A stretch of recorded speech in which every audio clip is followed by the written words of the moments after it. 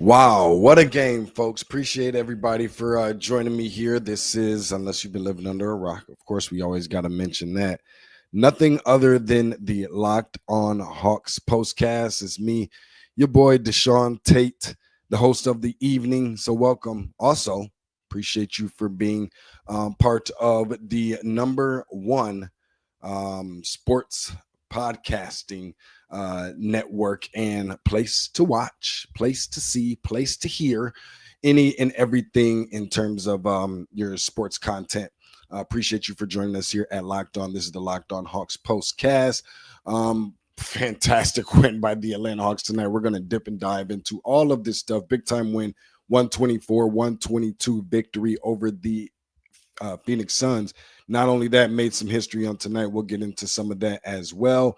But not before, of course, I have to let you all know that this episode of the Locked On Hawks postcast is brought to you by Game Time. Download the Game Time app, create an account, and use code Locked On NBA for $20 off of your first purchase. Well, now that we got all of that out of the way, let's dip into the meat and potatoes, the nuts and bolts of this game. Big time game for the Atlanta Hawks, one that they needed, and something told me they're just off to such a fantastic start that I'm like, there's just going to be a way that they find a way to win this game. I know Grayson Allen was out for them, leading the NBA in three-point attempts, being number one. I think Krejci is actually number two of that. I thought they were maybe tied for 51, but I think it's really, really close being second. But Grayson Allen being out, we know that they're a hot three-point shooting team, put up a bunch of attempts, very similar to the Atlanta Hawks in the way that Quinn Snyder likes to run things for the Hawks, and obviously without Jalen Green for extensive time as well. But none of that, nobody trying to hear none of that here in the ATL, of course, because they got their own issues with guys being out. Want to keep our thoughts and prayers with Zaccharie Risacher after he took that hard fall. We'll get into some of that because, ironically and coincidentally enough, that just happens to be exactly where the Atlanta Hawks happen to have picked up steam, if you will, and generated a little bit more energy there in the fourth quarter. So we'll talk about that on the back end. I think you really got to start here with just talking about what has led to not only a victory in this particular game, but even more so what has led into a victory throughout this entire stretch. And I think it all of this starts with what happens before you take the floor. And I think that that's just between the ears. That is the mentality of this team. That is not something that's going to show up on the box score. I could sit up here and read you all through all this stuff, scrabble on my handy dandy notebook. None of that is going to matter because I think that's what it starts with. The approach to the game itself. I'm a believer, and I didn't hear another person. I didn't hear another, analyst or another, a player even mention any of this by any chance. But I think that they felt like they left some meat on the bone in the way that they started the season a little bit. Now, granted, I always have to make sure I mention a lot of new guys in a Hawks uniform for the first and second time or first time for over the course of the last 365 days or so. Guys playing out of position, guys having to step up. I think this is the key and most pivotal time where you really have to apply what people really mean when they tend to just throw words around that is like next guy up. Those three words, next guy up. That's something that this Hawks team has done over the course of what is this now that they have won? Because I think they went 7-2 in the last 9 games. Now they're 8-2 in the last 10. I think that's just the elephant in the room, if you will, for this basketball team. And so you got to give them some credit. Like them, love them, hate them, any and everything in between. I know there's going to be a lot of people that want to talk about Trae Young. I know there's going to be a lot of people that's going to, really just want to, not even necessarily about hate, but just give their thoughts and opinions on. We're not concerned about that right now. Control the controllables, and that's something that the Atlanta Hawks was able to do. And this is a Phoenix Suns team that is actually pretty good at home, by the way, 6-1 coming in. And obviously we talked about how they get up a ton of 3-point shots, but some of I believe the keys to victory, if you will, some of the things that I think the Atlanta Hawks really needed to hammer home on was to first and foremost stay at home. And what I mean by that is on the defensive side, not go through a bunch of switches. I think you need to fight across those screens. As long as you have just that one guy who's, obviously opposing player that they're defending, you got to get up and at least show yourself. You got to get up and at least flash when to assist the defender with getting around that screen. I think that's something that's obviously very important. And a lot of those things, when it comes to, some of those, on ball help, things of that nature, they've got really good players with footwork that help assist one another. And a lot of that is chemistry. A lot of that is just knowing your teammates and, obviously shuffling your feet, lateral movement, things of that nature. And not everybody can do that. It's not the easiest thing in the world. I think they got great players that can do it. Onyeka Okongwu is one of the better ones that can do it. Maybe not someone who you want to be defending a point guard for extended, possessions, things of that nature, but someone who could just get around to be able to show themselves and be able to keep up with a guard who's faster than him, to be able to, defend him on, preventing him from getting to the basket, things of that nature. Did a good job on that on tonight. And then, making the opposition, pay for not boxing out. Now, they didn't do the greatest job in the world on tonight in terms of rebounding. I don't think they did the worst job in the world. I just thought that if the Atlanta Hawks are going to get out rebounded, number one, it's a good chance, maybe not a great chance, it's a good chance that they're A, going to lose the game, and B, that they would essentially end up paying for it. But that wasn't the case, while it very much looked like it was going to be the case, from just being honest.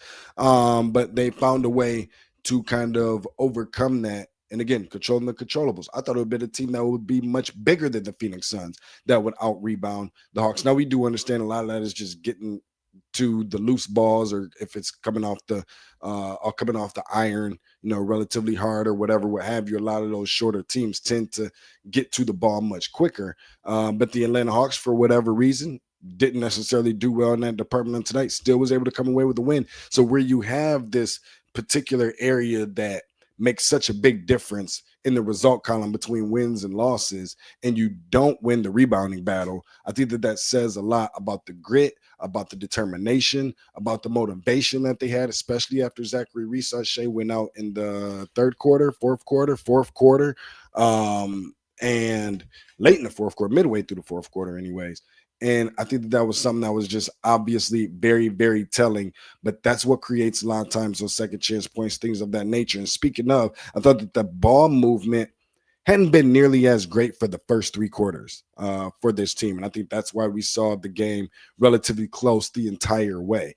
The Atlanta Hawks, when you look at what they've been doing, especially over the course of these 4 games on the road, they've been able to spread the floor out, swing the ball around, and find a way to get, guys getting open and things of that nature for easier baskets, right? The ball movement, the floor spacing, and balancing the pace, knowing when to speed it up, knowing when to slow it down. Easier opportunities also for points in the paint, which is yet another area that we'll talk about a little bit later, but that the Atlanta Hawks just did not do well. We're so used to them getting out in transition, beating guys in the fast break, making it a track meet, getting the ball down in the painted area, being able to score in the paint, outscoring the opposition easily. And I think just the way that they've been shooting the ball, and I know that, it's a big deal in basketball, obviously, but they've been so efficient. You go and look at what they were from the field. Was it 53% tonight? I'm not sure that I can tell you the last time that they weren't shooting in the 50s. If there was a game or two in the 40s, then okay, so be it, whatever. But they have been very efficient from the field, even when they haven't always been from 3. Even in some instances, which I know they've been doing a much better job from a standpoint of from the charity stripe, or I call it from the free space on the bingo card, been doing a lot better. But yet still, what's been keeping them in the game is taking calculated shots, the calculated risk if you're going to take them, and also outscoring the opposition by its defense with being able to score off of some of the opposing team's turnovers. They've done some of the best job of that in the NBA, in which I think they're like in the top two or top three in terms of doing so. So give them some credit. 23 points averaging on the season, which is second in the league off of opposing teams' turnovers, and third in the NBA in steals per game, 30 in assists per game. I'm sorry, 30 assists per game at third in the NBA, and then second in the league at 19 fast break points per game. The little things, not the big things, the little things for the Atlanta Hawks. We'll talk a little bit more about some of that and more here on the other side of this break after we pay some bills here for a quick second. But keep you guys locked right there because we're even going to read off some of these comments as well. But let's go ahead and knock that out here on the other side.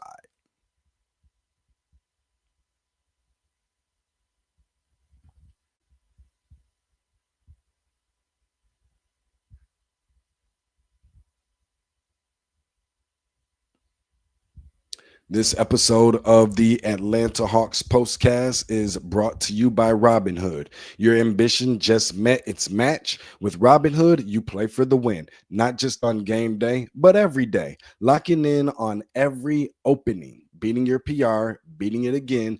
Channel that drive into your money.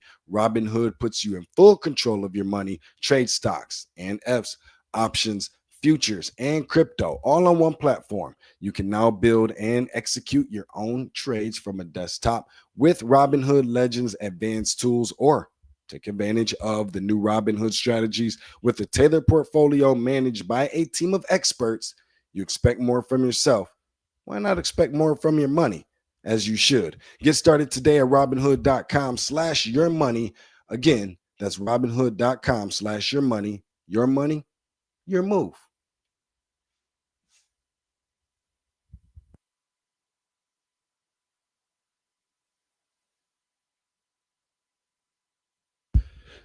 This episode of the Locked On Hawks Postcast is brought to you by Game Time. Basketball, yes, finally, it's officially here. Nothing beats being in the arena for some of those opening games, but let's just be real. Getting tickets can be a total headache. I've even tried this a time or two, got me some coming up for the weekend. Anywho, between waiting in queues, surprise fees, nobody can just gets more stressed out and creates more anxiety about that than I have. Prices that jump up right before you check out. Everybody hates that. It's easy to get frustrated when all you want to do is cheer on your favorite team, Atlanta Hawks, right? Of course it is. That's where Game Time comes in, the app that gives fans the advantage. It's your ultimate life hack for scoring amazing NBA tickets fast, easy, and stress-free. I know other people that have even took advantage of some of these opportunities using Game Time. It was quick, fast, simplified, easy, just made just the most sense in the world. And it didn't take long at all. So depending on whatever games it is that you looking to attend, no matter what that is, you know, what you see is what you pay. There's no hidden fees at checkout. You also get to check out your view of what that'll look like from where you're sitting at prior to purchasing the tickets with their in-app seat feature, all of that good stuff. Also, the zone deals are even a game changer. You pick the section, Game Time picks your seats, and you save big. You can even find NBA tickets for under $25. Be really interesting to see how that works out with the Atlanta Hawks winning the way that they are. Take the guesswork out of buying NBA tickets with Game Time. Download the Game Time app, create an account, use code Locked On NBA for $20 off your first purchase. Terms do apply, of course. That's code Locked On NBA, LOCKEDONNNBA for $20 off. Swipe, tap, ticket, go. Simple. This episode of the Locked On Hawks Postcast is brought to you by FanDuel.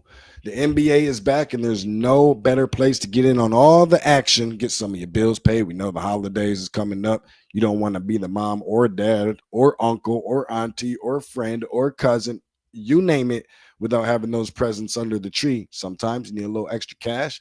Best time to go to FanDuel.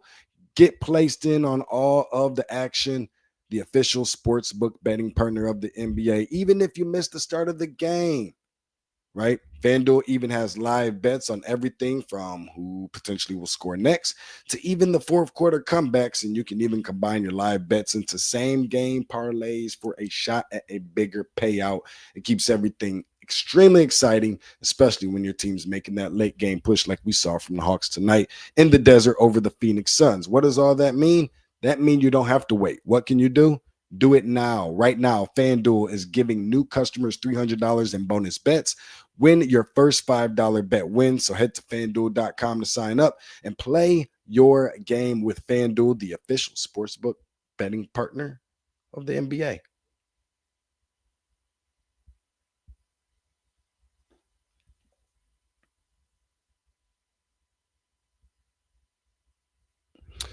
Really awesome game. Again, recapping here in Locked On Hawks Postcast 124-122 win for the Atlanta Hawks. Had to come back a little bit in order to do it. Dropped a 13-point lead just to get down by 22. I'm not really good at math. I'm trying to figure here, carry the one, but the deficit between going up 14, I don't know how many deficit that is. Nonetheless, I know it appeared to have been a lot just when it looks like that the Atlanta Hawks just honestly just really didn't appear as if they were going to be able to come away with the win in this game. They found a way to kind of get back into it and really just relied upon its defense like it had been doing, so easily, I think many times over the years. And this is why I feel like it's a little bit different of a look for the Atlanta Hawks, not just because they're able to do it, but because they're able to do it consistently and persistently, get down in games, come back, and then win games, or go ahead in a significant size lead, right? And then drop the lead, but yet still keep their foot on the gas pedal to finish the game. It's how you finish. Let's talk about the third quarter here in just a second. That is where I would like to introduce to you our turning point. Time to reveal where the game was won or lost. It's the turning point. Now, of course, that's where the Phoenix Suns in the third quarter on a 26-4 run in the last 7 minutes of the quarter. Atlanta shot 2 for 11 from the field, 1 for 9 from three, which was absolutely atrocious, and 4 turnovers.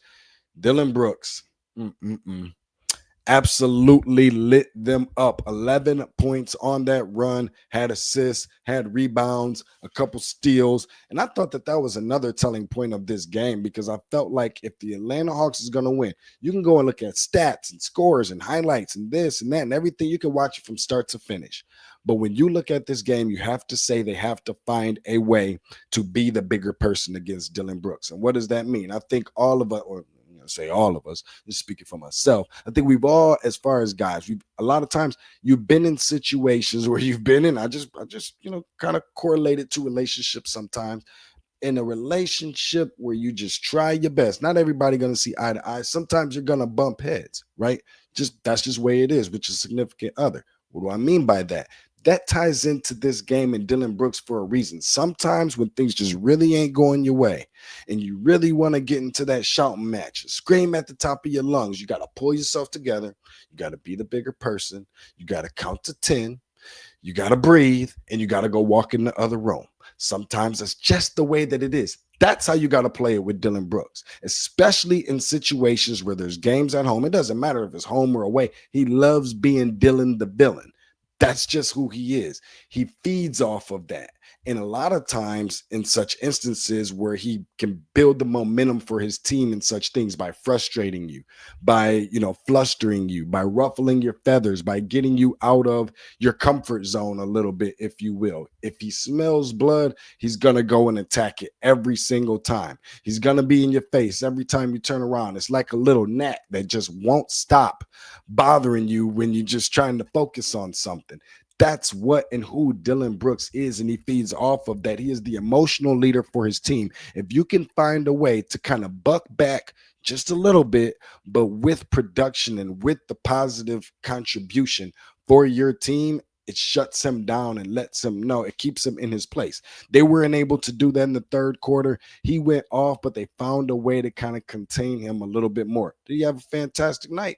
Absolutely, no question about it. But you can overcome that, especially when you're missing some of the pieces that not only Phoenix was missing, because they're a hot team, they're off to a hot start, but they were still able to find a way to kind of channel a lot of that energy and sticking together. And again, another thing that's not going to show up on the stat sheet for the Atlanta Hawks, the chemistry and that they're building and establishing amongst one another, learning each other, knowing each other, obviously off the floor, but certainly on the floor, learning everybody's tendencies, what they like and love to do, who to put the ball in the hands of whom, all those little things. They turn around after the ugly foul.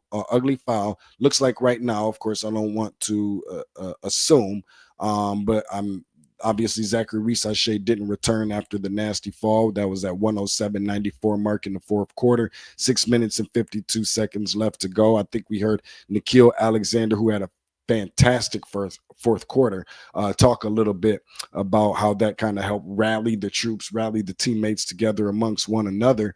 And kind of when you see, one of your brethrens, the guys that you go to war with every single night, go down, it kind of forces you, especially in those huddles, to get everybody together, tune out the noise and the crowd around you, Dillon Brooks and everybody else, to say, you know what, we have to be able to finish strong. That's something that the Atlanta Hawks did by doing what?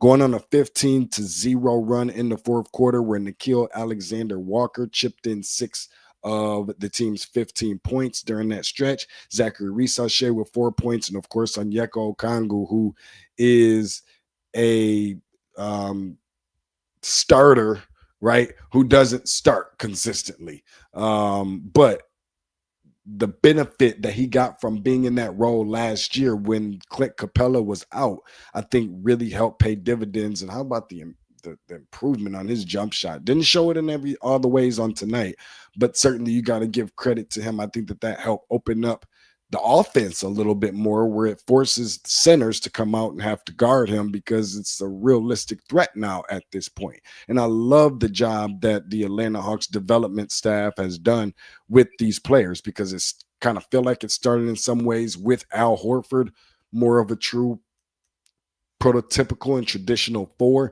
but playing the 5, similar to like a John Collins in some instance, how they developed and worked on that jump shot with him when he was in Atlanta, like Horford. Same thing is what you're seeing out of Onyeka Okongwu.